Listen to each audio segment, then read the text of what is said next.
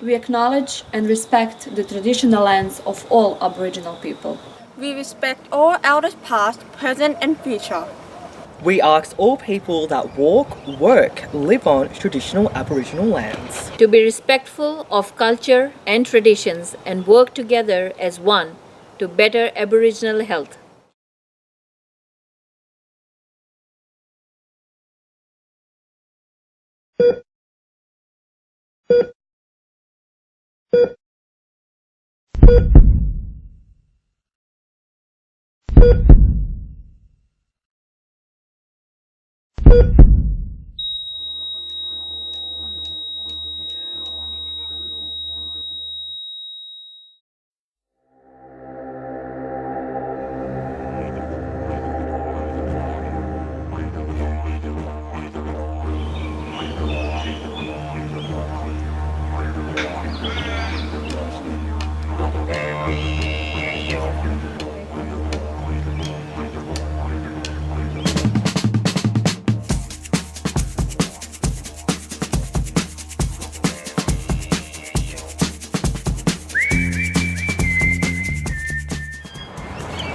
To understand mental health in the Aboriginal and Torres Strait Islander people, we need to look into how society has viewed Indigenous people in the community.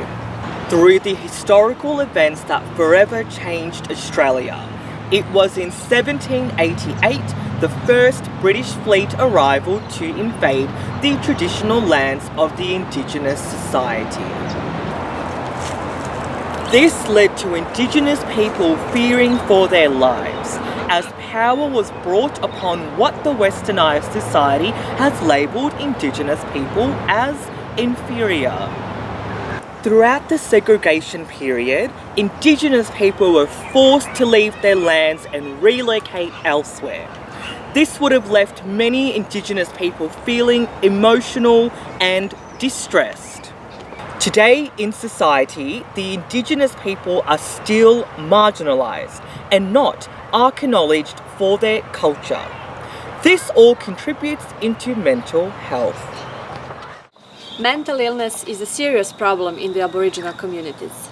Aboriginal and Torres Strait Islander people are facing this issue every day. There are many different mental illnesses that can affect a person's social and emotional well-being. The main types of mental illnesses include anxiety, mood disorders, psychotic and substance use disorders. Where to seek help? Victoria Aboriginal Community Controlled Health Organization is one of them. Aboriginal Mental Health First Aid is a service that provides help for those who is developing a mental health problem or who is in a mental crisis.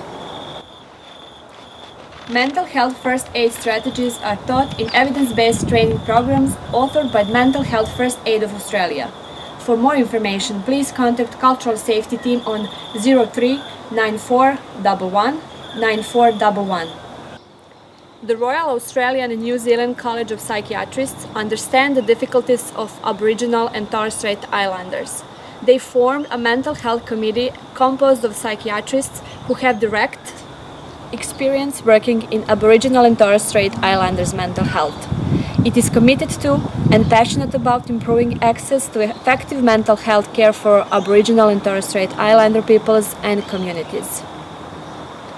The Victorian Aboriginal Health Service is a family counselling service that provides culturally safe social, emotional well-being and mental health counselling, cultural healing and recovery programs, care coordination and outreach support.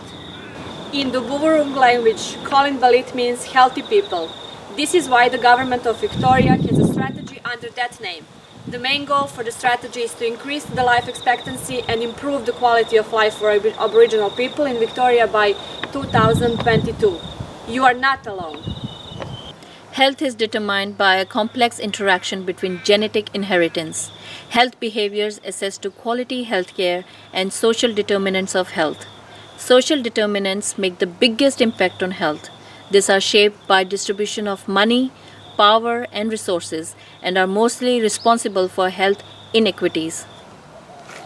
Inequalities in health are unfair and avoidable. Racism is one such key determinant of health of Aboriginal Australians.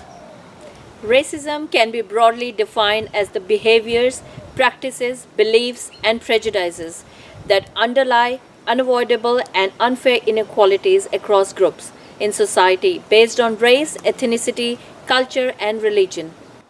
Results of study conducted by Victorian Aboriginal Health Services and Young People Project shows that Aboriginal and Torres Strait Islanders make 0.06% of total Victorian population, so they are more vulnerable to racism and challenges of invisibility. Aboriginals are victims of historical and contemporary racism, colonization and oppression from past, and this part of their history is key determinants of inequalities. And this interpersonal racism increases psychological distress, which in turn has increased risk of mental health in Aboriginal people. Racism evokes emotions of anger, sadness, shame, worry, and sick feeling. Studies show that emotions of shame and worry are associated with poor mental health. It puts its victim through psychological distress, depression, anxiety, post-traumatic stress disorder, which adversely affect cognitive and emotional response. Number 1. Mental health in Aboriginal health should be a priority in research. Number 2.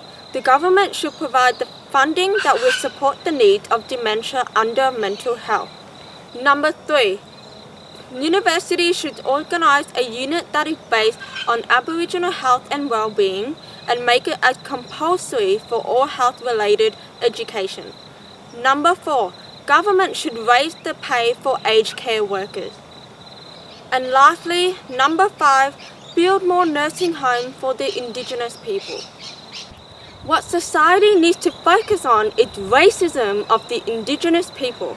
Society needs to acknowledge that racism exists and it is harmful for the Aboriginals' mental health. However, we can reduce racism by improving the cultural competency. Thank you, Marie, for all your guidance and support in this unit.